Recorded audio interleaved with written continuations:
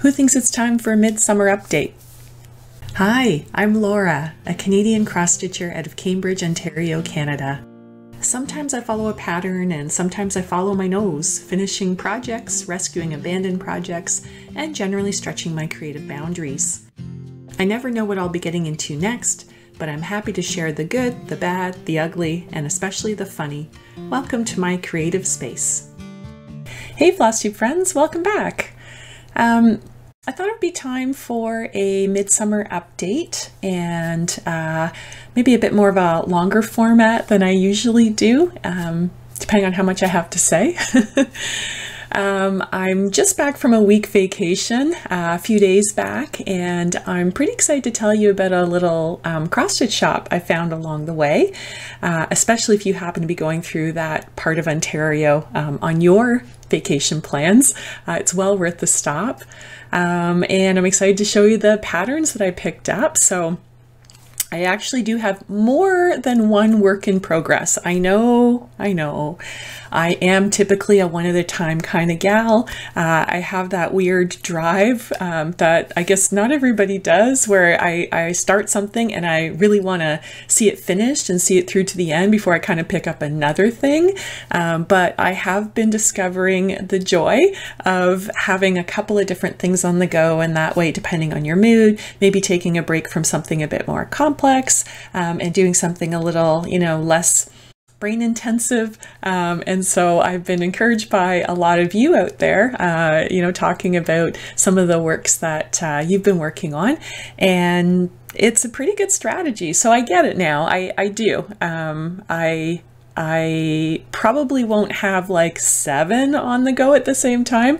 I'm incredibly impressed when I see that, but then I think, how do you get anything done? Like, I do need to have that sense of satisfaction. I don't know if you're like that or not. That just happens to be how I am. I need to have something completed in a reasonably attainable time period to not feel like it's just never gonna happen, which is, I don't know, part of my process. That's just how I am. Anyways, so having come back from my vacation, so let me start there, I guess. So about a week and a bit-ish back, my husband and I packed up our RV. Yep, we're those people now. We are newly empty nesters in the last couple of years, and I know some people don't like that term. I apologize if you hate that. I have a friend that was telling me the other day that she really didn't like that term. I'm not sure what I should have asked her. Next time I see her, I'm going to ask her and just try and find out, what is it about that you don't like? For me, I think it's perfectly fine. Like, I do think of myself that way. I have only one little bird who has flown the nest a couple of summers ago and is thriving in Toronto, which I'm very happy about. And so it's just me and my husband, and that's kind of a new phase in my life, but there's a lot of freedom that comes with that. So if you are in the early stages, if you are with some little kids right now, if you've got some younger ones at home, it gets better. I shouldn't say that. It's terrible. No, when they were little, they were a lot of fun. My husband has a couple of daughters, and I have a daughter as well. And especially the middle one and mine, who is the youngest of the 3, were thick as thieves growing up. And so whenever they were together, they were just, you just didn't know what they would get into, but it was always entertaining and a lot of fun. It was just a lot of work, and I worked shift work at the time, and it was exhausting, and I was always stressed. I don't know. I was never the kind of person who spent a lot of time babysitting, and I wasn't really ever really keen to do that. So being a parent to mine, okay, I knew what to do with mine and the size and age that she was at, but the 2 stepdaughters that I inherited with my husband, I didn't know because they were older and I was clueless. So that was a big learning curve for me, and sometimes really stressful. I would just be like, what? So it's kind of funny. I think back to that time period, and it's like, oh, if only I had like this Hakuna Matata now that I could take back to that time frame, it would have, I would have been able to like calm down a little bit and maybe just enjoy it a little bit more. But Doesn't mean that it wasn't fun. It was a lot of fun. There were a lot of fun memories and that kind of thing. But I'm a little bit older now, and I'm happier with a slightly slower pace.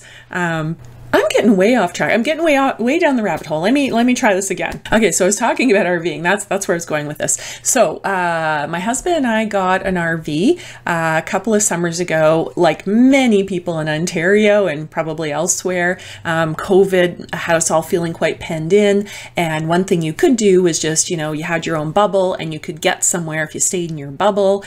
So that was part of the appeal, but also like the stage of our life that we're at now. We have a lot more freedom, nobody to shuttle around at home. And so it's really nice to be able to just like plan the two of us to take off somewhere. So what's really nice about that is we think, okay, where do we want to go? Are there any stops that we want to make along the way? So, RV life I've been slowly embracing. I have traditionally in my lifetime not been that person. I've never been a camper. You may notice the hair color. I have always been a redhead in my life. Now I have a little help with it, but growing up, that meant for me, summer equated to pretty severe sunburns. Sunblock was kind of a thing, but not so much back then. And lots of mosquito bites. I apparently am delicious. I don't know why. I just am. And so if we would go anywhere camping, everybody else would be fine. I would be covered in bites. And so the last couple of summers have been pretty dry, and so not too many mosquitoes. And if we would avoid boggy areas. And so I've been slowly kind of, understanding the joy that people have being outdoors and being disconnected and being away from, everything that's kind of city life. And so I've been starting to embrace that and enjoy it. So this summer is a little different. I don't know where you are in the world watching this, but here in Ontario, Canada, our province has experienced a bit more rain than typically. Usually it's everything's quite fried this time of year, but we've had a bit milder temperatures for a change this summer, and a little bit more rain. And so pros and cons.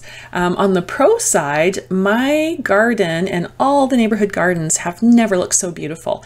The last couple of summers, I've struggled to keep some of my plants alive. I have in my backyard, I have trees, and so it's shaded for one thing, and it creates a little canopy that the rain can't penetrate on some days. So when it does rain, it actually doesn't rain directly under the tree, so you still have to water. And then there's also a lot of root competition, right? So my plants have quite struggled, and I've lost a small number of them along the way. But this summer, I haven't had to do a thing. I mean, I've had to pull weeds. Nobody's favorite task with gardening, but yeah, it's amazing. So this garden is looking really nice this year, and that's a bit of a treat. Just don't mind the weeds. Cons, however, are mosquitoes, right? So we happen to pick a week where we didn't pick it that way, just you get what you get. So we got to our campground. We went out to Prince Edward County. So I don't know if let me show you on a map. So we were coming from Cambridge, and that's about an hour outside of Toronto.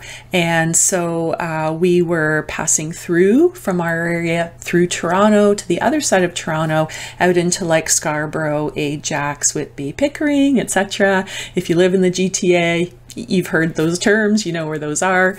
And then we just continued on. And just before you get to Kingston area, which is kind of the next major city along the, heading towards the St. Lawrence and up into Quebec or towards New Brunswick, there is an area called Prince Edward County. And if you've never been, you gotta go. It is lovely. It's country. It's all things lovely about pastoral country. It is one of the wine growing capitals of Ontario. We've got a couple of major regions there, and Niagara, of course, and the soil is really lovely. And so there are wineries everywhere and all kinds of different wine tours. You can take a shuttled wine tour. You can take a bicycle wine tour if you've got that in you. You can just get yourself a designated driver and you can take a wine tour there. And there are wineries everywhere. But also I like cider, so there's cideries, which is another awesome thing to stop at. So yeah, we picked up quite a lot of lovely beverages for the vacation. And also out there, you'll find like, you know, homegrown produce. And one of the neat things about that area is it seems like everybody has a shed or a garage or a shack or something sort of on their property or at the end of the property, and they'll sell something out of it, and they'll sell whatever they feel like selling. So it could be like antiques, or what they call antiques. It could just be stuff laying around, like their own sort of, you know, garage sale, indefinite garage sale. Then you've got sort of the crafters out there. So you'll find people, or even if they're just like growing something in their garden, they're selling some tomatoes this week, or some of them are selling like, you know, soaps and things like that. So it's just, you don't know what you're going to come across. So you just go for a drive following the wine country map. There are routes that you can take and you can kind of like pick an area. But it's really lovely. So we chose a campground that was a private one. Of course, I did want Sandbanks Provincial Park, as most people do, and it is extremely popular, and it's because the beach is phenomenal. It rivals anything you'll find in Florida. It's sandy, soft, white beach, and we've had lovely trips there in the past.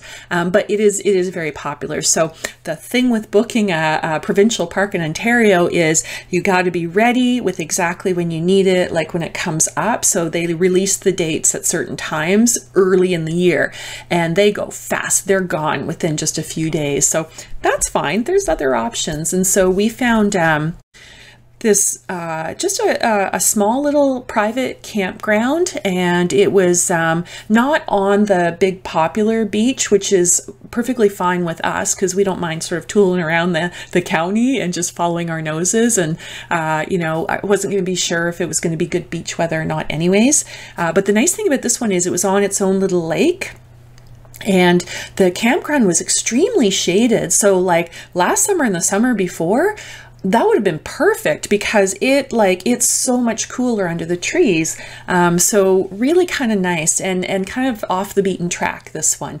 But the lake you could go fishing in if you want to do that, or if you had a boat or anything you want to paddle around in. We have an inflatable canoe that my husband came home with one day. I came in and he was sitting in the living room and it blown up, and so I thought, okay, I guess we're going canoeing now. So we have that we travel with. We didn't actually open it up just the way the weather was that week that we were there. We were just getting kind of enough rain, and then there were some other things that we wanted to do in the area anyways. So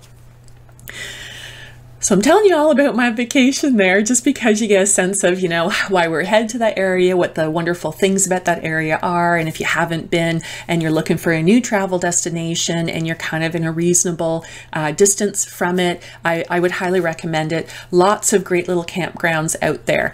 But the bugs, right? So this summer has been very buggy. And so I was covered. My legs, I'm going to say I have at least 50 to 60 bites on each leg at least. I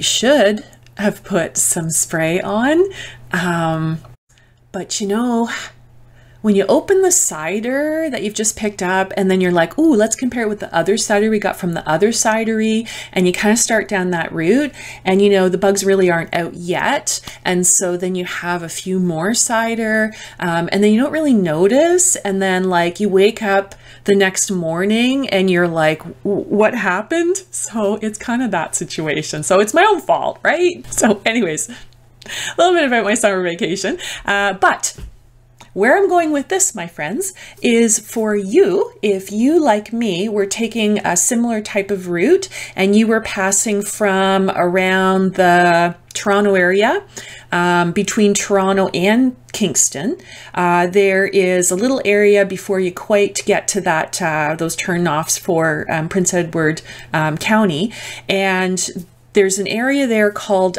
Brighton. So there's a Brighton Quinte region. Beautiful, beautiful area. And they also, by the way, have lovely beaches in there. Much smaller towns. So anyways, of course, I'm planning our trip out and I'm pulling out the map, and then it was like, maybe I'll just Google just in case there's like a nice little cross-stitch shop, because a lot of the ones over the last, you know, several years, they've closed, especially the one in my area. We did have a lovely little cross-stitch shop here in Cambridge. The lady has since, I'm told, has kind of retired and moved to another province, and rightly so, you know, like we all do what we want to do in life. So I get that, but the next closest ones that I know of that are a bit bigger are like out towards London, and I'm still kind of finding other ones just because really I've only started to get back into it, gosh, over the last couple of years, I'm gonna say. So it hasn't really been on my mind, but now that I'm connecting with my fellow YouTubers and just kind of sharing a little bit about what I'm up to, I like to think about these things in case I do come across something unexpectedly. So lo and behold, as I was Googling it on my Google Maps, I found a little cross-stitch shop in Brighton. And I thought, fantastic, we're going right by there. We'll stop and we'll just check out what they've got. So I don't know why I didn't think of it that it might be, you know, just a small home-based business, but it is, but that's okay. So let me tell you, the lady that runs the shop is called Knowledge and Needles. Knowledge and Needles. I've got her card, and her name is Anne McDonald, and Anne is lovely. Let me just bring the card up here so you can see some of that detail. This is her card for her shop, and it is out of her home. She's wonderful. She has a part of her house, like a little room kind of thing that's just behind the garage, and it is a lovely little shop. She has so many patterns, and really this is why I like to go into the store. Like, yes, shopping online, that's good too, and you absolutely can shop online, and I do like that as well, but sometimes it's also really nice to just kind of go and browse, which is kind of part of why I've started to like visiting, you know, secondhand shops, because you browse through their stuff and you don't know what you're going to find. So, so anyways, we stopped. So here we are, my husband and I, showing up in our 24-foot RV and following the map, well, following Google Map, and it's taking us off the main highway and down this, you know, country road. And I'm like, well, this is kind of residential, and and so, you know, we're like, where the heck are we going? Because Google does sometimes send us some weird places, and then you're just like, why am I here? So we're heading down the road and we're following the map, and we pull up to this house, and Anne has on her, she has a website, and you'll see she has shop hours. So when she's around, and she is open for people to stop by. And so that's what we did. I didn't call ahead, and I didn't think to call ahead. So we show up, and we were set to just kind of sort of park off the side of the road. But her husband, Dan and Anne, which it's a funny little thing that she was telling me about, their rhyming names, and they had another friend who also rhymed with them. They have a nice big driveway, and he was like, come on in, come on in. We were like, really? Oh yeah, come on in. So we rolled on into the driveway and came out, and Dan happened to be working in the garage. His hobby is cars, and he's got a lovely older vehicle that if you get a chance to stop by, if you are traveling with, you know, a husband like I was, or a partner like I was, and they happen to be interested in cars, well, you'll keep them busy for, you know, the amount of time you want to be in the shop. Because I said, you better pull out a book or something, because I'm going to be busy. So, so anyways, they were just a lovely, lovely couple. So, welcomed me in and said, come on in. I'm like, oh, are you sure? Yeah. So I went into her shop, and I'm going to show you some pictures. It's cute. It's a nice little, it's not even that tiny, which is what you would expect, right? Out of a home space, the size of, I don't know, the size of my office room is what I might expect. And it was a little bit bigger than that, actually. And she has just patterns everywhere. And so Anne travels down to, the Nashville event and picks stuff up. And she loves what she does. And oh my gosh, the pieces that she has completed, she has lots of them framed around the top of the room, and they are beautiful, and so many of them are just so tempting to kind of replicate, but she has quite a lovely variety of different kinds of patterns. So I was super excited. I don't know how long I took. I know it was quite a while, but I was just chatting with her and like making my way through the patterns. And there were so many, I actually had a very hard time kind of deciding what I wanted to get. So Anne, I want to thank you so much for welcoming us. And I just wanted to share with anybody else who might be going by and are excited by this news and want to stop in, just make sure that you take a look at her hours there, just to make sure that she might be open. I mean, you can always, of course, email or call ahead, and also you can shop online. So, which is great because I limited myself. I really wanted to go crazy, but I wouldn't let myself do it. So I decided to be a little bit more selective, and I was really good. I was really, really good. I only picked like 4 or 5. I'll pull them out and I'm going to show you what I got. But feel free to stop by. And she's got some nice fabrics as well, all kinds of like lovely custom dyed ones. So fabrics to choose. Of course, she's got the flosses. Like, she's got a little bit of everything, right? But it's the patterns that kind of, for me, made me like a kid in a candy store. So let me show you what I got. And one I'm working on right now. So I think I'll probably start with that one. So I thought it would be nice to have 1 or 2 or more that were a bit smaller. Again, something that's like a quick piece to whip up and like a real satisfying quick win sort of thing, because sometimes you just want that, right? And also I saw this and I thought, okay, that's got to go in the RV. I thought of exactly what I want to do with it, and I thought this is perfect for me or anybody else who's a Canadian or likes Canada. That's another option. So this one is Shannon Christine Designs, and this is her Canada mug.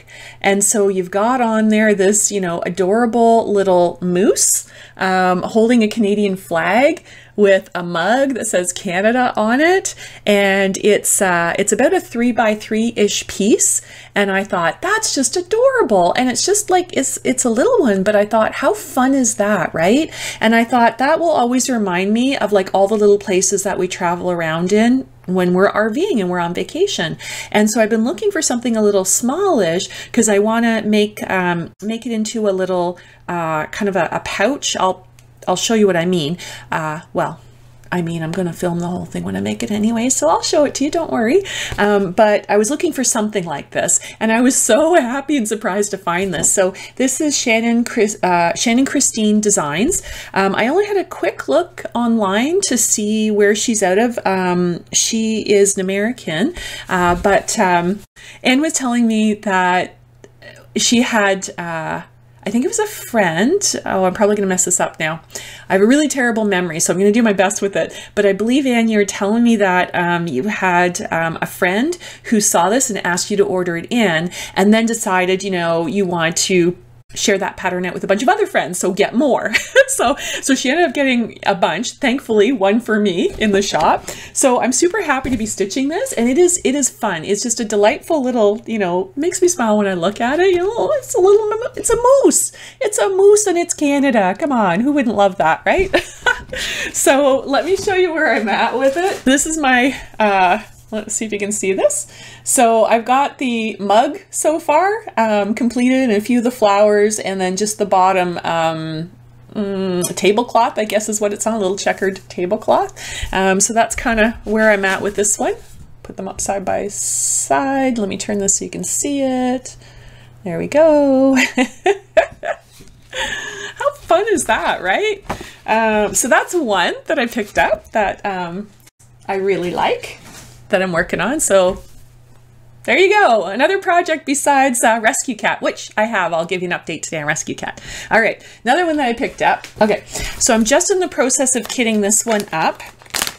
I just have to cut another, I've got, I want to put it up into like my sort of DIY Q-snaps, because I really like stitching a slightly larger piece on that. It's not large, but so I'm just in the process of cutting up the PVC pieces for my little kit. This one is a Jeanette Douglas design, and this is Matter in Hand. And what I love about this one, let's see if I can get this all in here for you. What I love about this one is the sewing theme. Look at that. Isn't that awesome? I think this is an adorable little sampler. And what it says is, it says cross stitch, but it says it in all different languages. Look at that. It's a little international theme. I think that's so sweet. And Jeanette Douglas is out of Calgary, Alberta, so a fellow Canadian. And that was happy.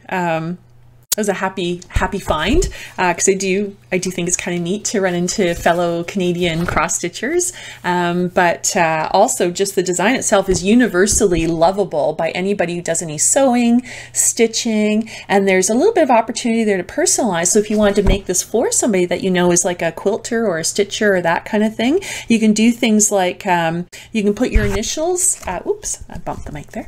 You can put your initials in the tomato, the pincushion tomato. There's a beautiful little thimble in there. There's a couple of spots so you can kind of personalize that. So that's the next one that I am about to start very, very shortly. I just got to finish getting it kitted up.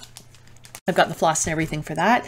And then what else did I get? Along the same theme, because I was just drawn to this type of design, and I have been looking for a couple of new additions to the office room, work room, craft room, my everything room. It's kind of where I spend my days. So I'm very drawn to these, like, you know, stitching and needle themed types of projects. So I've got a little bit here stapled onto the front of this. Actually, I'll just fold it over so it's out of the way. There we go. Okay, so this is another Jeanette Douglas. Had a really hard time deciding, so I just got them both. And this one is Pins and Needles, and it's again a sort of a sampler style, slightly smaller. She's got it here as the top of a couple of boxes, little storage boxes for your supplies. And you can make little pin cushions out of this. What I like about the suggested use of this is just how sweet that little box is with the little pin cushions in it. And you know, you could certainly do those separately. You could have them as like just little charms to sit around in your sewing room. She's got them sort of just displayed in a couple of different styles, and she's also sort of played around with like the type of framing you might do with it. So you've got sort of like the lighter gray one versus more of a kind of a goldy, but they're both really pretty. I really think she's done a lovely job of like choosing, you know, what this could look like as a finished product. You know, I'm all about the finishes. I mean, you know that about me by now. But yeah, I get really excited when I see something like that. So for me, like, I don't know if I'll do the same thing. I will probably do something similar. I don't really have a pin cushion, but I don't know if I want to poke pins into something so pretty. So I don't know yet, but it's going to be something. It's going to be something. It's mine now. And yeah, so that was another, you know, smallish to mid-size one that I thought would be a lot of fun. And again, another little quick win. And then another fun one that caught my eye is one from Hands On Design. And Hands On Design, okay, You know, I'm all about the quirky and the funny and the, you know, just adorable little things. Well, I saw this and it's called You Had Me at Flamingo. And you did actually have me at Flamingo. I mean, come on, you name it, you had me at Flamingo, and I'm gonna buy it. Like, how adorable is that?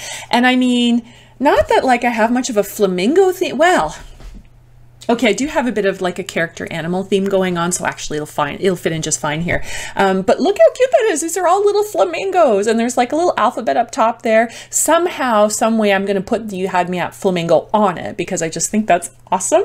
But this is from Hands On Design, who's out of Sioux City, Iowa. What's IA? I don't know my state acronyms. IA, I think, is Iowa? Indiana? No, Indiana. Okay, let me get the glasses on so I can read this bit to you. That's okay, we'll edit this part out. Yeah, so Kathy Haberman out of Sioux City is the designer of this You Had Me at Flamingo. And what I love about it is that it's adorable, right? It's quirky, it's fun. It comes with these little, looks like there's some little charms that you could attach to things, like she's got them on some scissors there. And I think that's just a fun little pattern that I will find a spot for that because I like that one as well. So that was fun. Okay, and finally, the last pattern that I picked up is one from Sue Hillis Designs, Hillis, and this one's called Woodworking. And if you have a handy person, or you are a handy person, you might find this adorable. And it says measure twice, cut once, and then force it to fit. Or if you've ever done any home reno. So we have renovated every house we've ever lived in, and we have come to the conclusion that sometimes you just have to decide, do you want level or do you want to look level? Because maybe it's not quite square, right? So if you've ever been in that scenario, you know what I'm talking about. But I thought this was kind of fun and it gave me a bit of a laugh, and I thought, yeah, we'll find a spot for this one as well. This is definitely our style here. So it's got a few little tools on there: a saw, a measure, a square, a drill, a hammer, and that looks like that's going to whip up super fast. Now, I didn't look at the size of it. Oh, I should look at the size of the design. Again, depending on your count, it looks like it's only about a 5x5-ish type of design. So it's not super big, but that's fun. So, okay.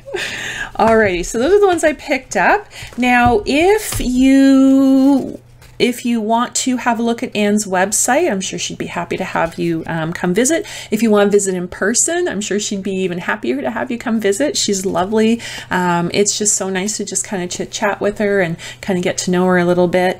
And she has a website. Let me grab this for you here. I need my glasses for this one.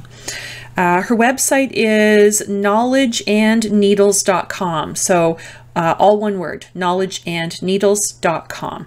And like I said, she's out of Brighton. She's on Smith Street out of Brighton. On her card, she's got a little map about how to get there. So which way to Trent and which way to Colburn. But I highly recommend stopping there if you get a chance. You might want to browse her website ahead of time to kind of scope out some of the stuff you might be interested in. I'll tell you, the mirabilias were super tempting. Super tempting. The only thing holding me back was just, you know, I'm not quite sure where I would put it once I had it completed. And I am that kind of person. Like, I don't want to just, okay, I do want to say this.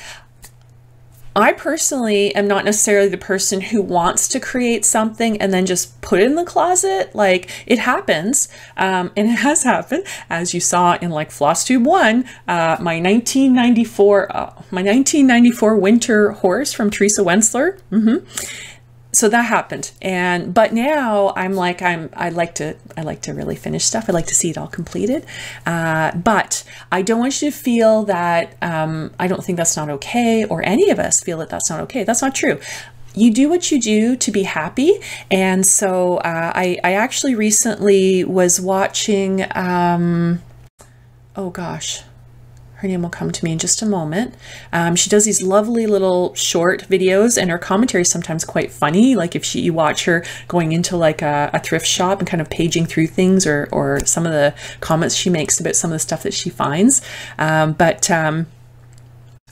She was saying recently, you know, she has some unpopular opinions about cross-stitching finishes. And she was saying that for her, it's just the joy of the stitching. She doesn't care what happens to it in the end. Like if it goes in the closet, that's okay. Yeah, that's fine too. Like I don't want anybody to ever feel like that's not okay or it's an unpopular opinion. There's plenty of people that feel that way, right? It's the joy of doing the thing that you want to do. And sometimes we just do this. We make stuff and we end up with a lot of stuff that we're just like, we're not sure what we're going to do with it, but it sure was fun making it, right? Anyways, where's it going with this? Okay, so those are the latest new acquisitions, where I'm at with those works in progress. The other thing I wanted to give you today was a rescue cat update. So if you have been watching some of my previous videos, you may have seen when a couple of my friends that I work with and I were in Sarnia, and we visited a little thrift shop, and we found the little rescue cat, and I was like, oh, okay, I have to take it home. There's something about the little cat. Like I'm actually not a cat person. I'm generally a dog person. I mean, you can be both, but I just kind of know I'm more of a dog person. But there's something about this little cat that I thought, I got to work on it. So I have been working away, and it has been a follow my nose project because it is a crewel piece, C-R-E-W-E-L. It's a crewel piece, but I thought I would maybe just do whatever stitches on I felt like doing, which of course would be mostly cross stitch, but also because lately I've been getting into the black work, you know, and I thought that's kind of fun to try and apply that in different scenarios. So I thought this will be a mixed piece that I had already decided I would be making into a project bag. So what I had to do, because it came in a bag with, you know, some of the supplies, but like not actually designed to follow, I went looking online to see if I could find it. So after a bunch of Googling, I was able to find an image, and it was just like, I think it was somebody who was selling the same thing in like, one of the online shops. It might have been eBay or something like that. And so I just printed off a copy of it so I'd have some idea of like where to go with like the coloring and stuff. So I have this kind of janky little picture that I've been using. This is just a printout of what it's supposed to look like in the end. So it just gives me an idea of like colors, like what am I supposed to be doing with each of these bits. So it's supposed to be a colorful patchwork blanket. We've got like some potted plants there. We've got some shadows from like the trunk in front of the sunny stained glass window, and we've got the trunk itself. And so I've been kind of using that loosely as my guide. And where I'm at now is this. So I have been working away. I've got some cross stitching for the most part. I kept the crewel bit. So there was kind of an interesting like mesh fabric that they had used, which I guess is a little strategy. If you want like a different color from like the main, you can put that kind of behind your stitching and then stitch it down and then sort of trim it away. And so when I first got it, it looked like that. And it's got a couple of stains, but I as much as I want to wash it, I'm going to hold out till the end because I don't think the ink will come out because it's printed on. I don't think the ink will come out, but if it does, I'll lose the edges of where I'm trying to stitch. So I am making the best of it for now, and then I'll take my chances, and I'm going to give it a wash at the end. So let me bring this a little bit closer, and actually what I might do is just a close-up here and just kind of move it around on the screen for you. Notice the black work that I've got going on the leaves of the tall potted plant. And then also I tried just like a half stitch on the planter itself. So it's kind of like a little bit of wicker. I have a whole bunch of just back stitching going on in here. And then the trunk, I decided to do a little bit of black work with gold on it because I really liked that, which is what I did with that other bag for the blackwork animals that I had done. So I'm getting there. I'm about, what would you say, maybe 3/4-ish done. So I'm over to this side at this point. That side's all kind of completed, and then once I get this done, I'll complete this piece and I'll do a full, oh gosh, do we even have it centered in the camera? There we go. Once I have that completed, I'll do a fuller video about the whole process just to summarize it. Oh, you know I like to do that, share that with you so you can see exactly how I got from point A to point B. Those are my stitchy updates. Really, other than that, really just a little bit of life update. I mentioned in my previous video when I showed you the ridiculous bag that I made, the girl with the pearl earring and poor vision, remember her? So yeah, so that was something that originated from something between one of my coworkers and myself, my friend Louise, and we're getting together again next week, which I'm super excited about because it's been a little while since we've had some fun together. But we had a really good laugh over that, and you know, that's the kind of thing that we get a chuckle out of. I mentioned in my previous video that we are learning specialists. So what we do is we teach, just kind of not what you think of as a teacher, right? So a teacher, you think, oh, school students, children, or maybe, you know, teenagers, or maybe at college or that kind of thing. What we do is we work for a software company, and we work for a company that has a medical software, and it's when you go into your doctor's office and the gal at the front desk is typing away on the computer and she's booking you in the schedule, that's part of that software. When the doctor opens up the record and he starts documenting in there, he's doing the same thing on the same software. And there's a bunch of them out there. We happen to be one of them. And so it's called EMR, Electronic Medical Records. And so what we do is we teach all the staff that need to know that software when they are coming to our software for the first time, whether they were coming from paper records to electronic records for the first time. Less common nowadays than when I first started. Most people are like maybe switching from one EMR to another. So if you ever do go into your doctor's office and or you hear on their answering machine or they've posted a note on the door that we are in the process of switching our software, please be kind to them.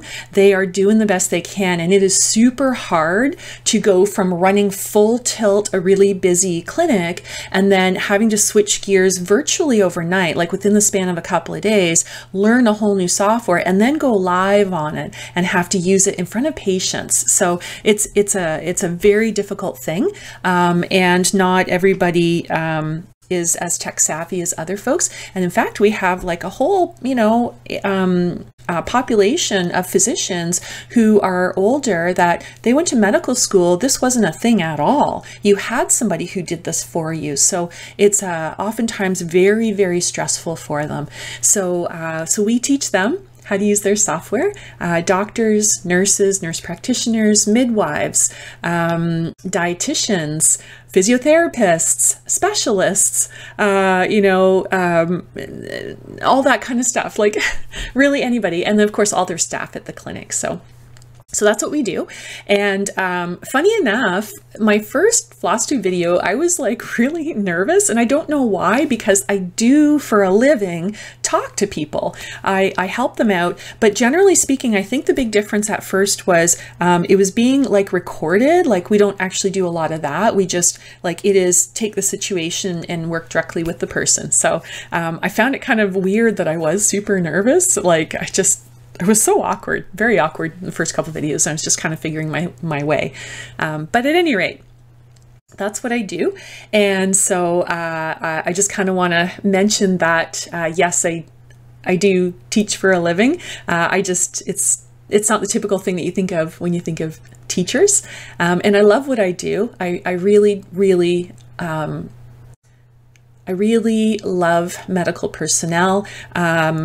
The more I see what they do behind the scenes, they make it look so easy. Like you just don't know. You don't know what they go through, and they have been through hell. COVID has been hell for all of them out there, and we've lost a lot of people. I mean, not just through contact with COVID and contracting it, but also leaving the medical industry. It's been extremely stressful for people. So I just ask that if you are able to, where you might encounter some practitioners and they seem kind of frazzled or maybe a little bit short, they're burnt out pretty bad. So please be kind, please be gentle if you can. I know it's really hard because when we're sick also, we are feeling very stressed and anxious, and we might not be at our best as well, but just try to keep in mind that they're people too, and they have your best interests at heart. Most of them do.